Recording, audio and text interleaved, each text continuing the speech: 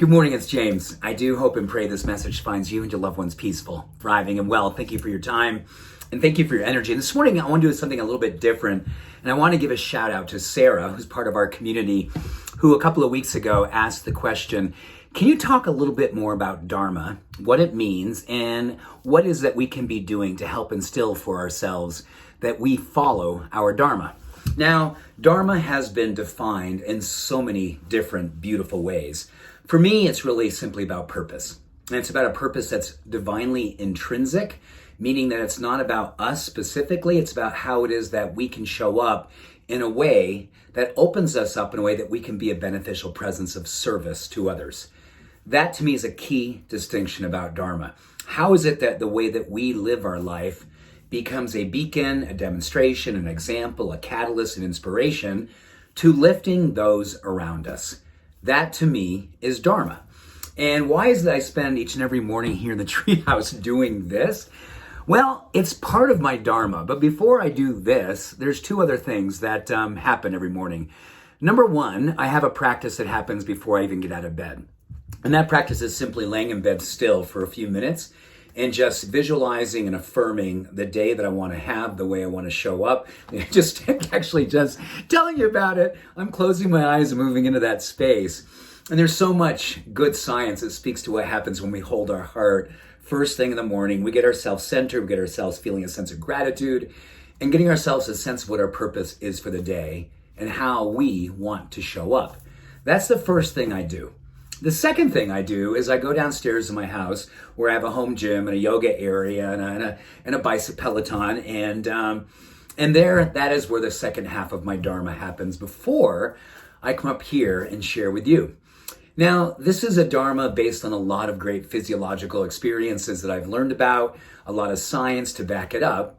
And there's 5 things that happen. Number one, when I get downstairs, I do give myself permission to center in and do an affirmation out loud.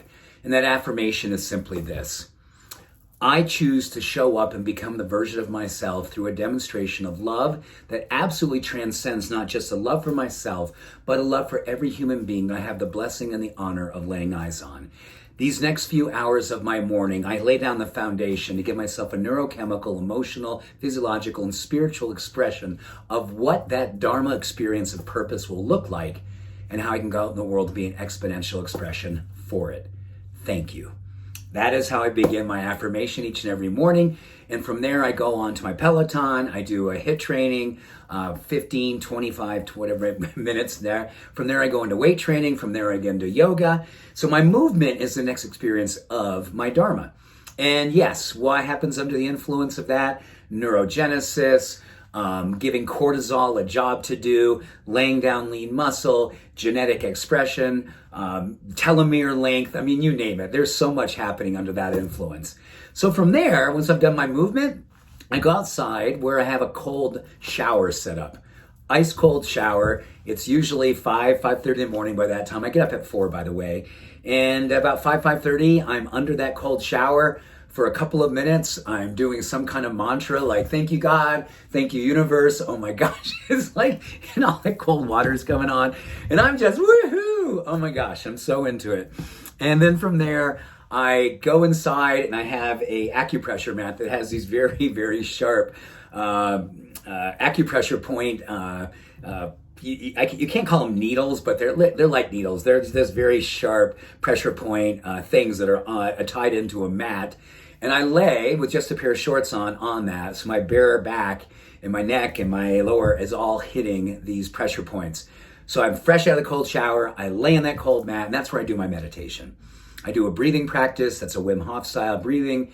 And from there, I go into meditation practice, a series of breaths, series of mantras, and then a lot of just deep inner work. And then from there, I go into a breakfast experience, combination of functional mushrooms, nuts and seeds, green powders. That's my meal experience. That's how I get my game face on every single morning. That's how I get my heart open every single morning. And yes, from that experience, I come up the hill from this treehouse down from my house, and I sit down and I push go. That's my morning. That's my Dharma. That's my purpose. I believe so much of what happens under the influence of Dharma is giving ourselves an influence to not buy into drama. And it takes a lot of foundational pre-game work. This is sort of the pre-game of my day, is all that self-care, 2.5 hours every morning of getting myself in a good space of grace, and then coming up here and push and go so I can serve, so I can think about and really be, for you, a friend, a brother, an encourager, an inspirator, a co-conspirator. You call me anything you want to. I'm your friend, I'm your brother, and I love you. And this is my Dharma. It's my purpose. It's how I decided 40 years ago when I let go of the drama and claim my Dharma, I was going to do the best work of my life, which included how it is that my self-care became a catalyst to go out in the world and offer encouragement, love, and light to others. Man, and I'm such a blessed human being for having discovered this. So, Sarah, thank you for your question, and I hope this benefits somebody, all of you, to consider how your self-care is beautiful, brilliant, courageous social activism. Thank you. Much love. All blessings. Bye for now.